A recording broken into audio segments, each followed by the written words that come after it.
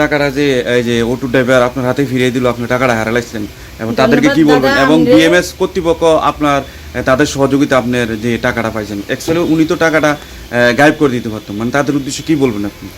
ধন্যবাদ দাদারে আমার টাকা দেওয়ার জন্য। বিশেষ করে দাদা আমার দিব কইছে, তো আমি বিশেষ করে রয়েছি।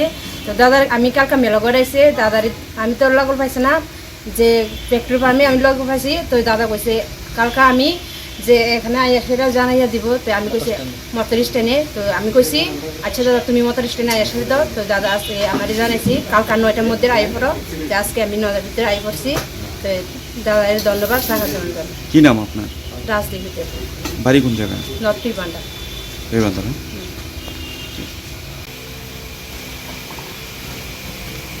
বল। নমস্কার। আজকে মেলাঘর মোটর স্ট্যান্ডে ভারতীয় মজদুর সংঘের যে আমাদের affiliated union Sepahijala Tripura autorickshaw মজদুর সংঘের আমাদের এক শ্রমিক ভাইয়ের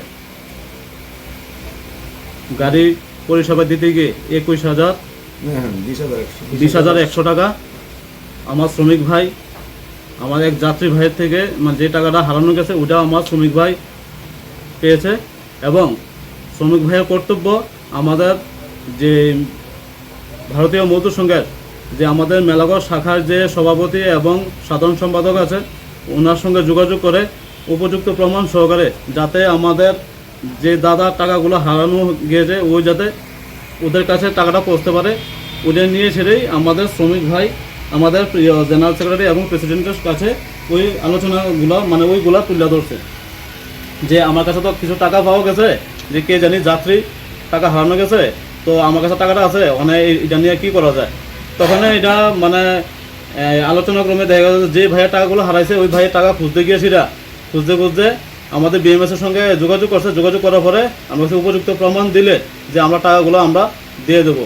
তখন উপযুক্ত প্রমাণস্বরূপ দিয়ে দেওয়া হয়েছে। দেওয়ার পরে যে আমাদের ভারতীয় মজদুর সংঘের যে বিএমএসের যে মূল মন্ত্র যে জনসেবা যে কর্ম আমাদের ধর্ম আমাদের মানবতা, তো শ্রমিক ভাইয়েরা আমাদের ওই মূল্যবান মন্ত্রগুলা বোঝার ফলে যে টাকাগুলো হারানো গেছে ওই টাকাগুলা আমাদের শ্রমিক ভাই আমাদের কাছে টাকাগুলো দেওয়া হয়েছে।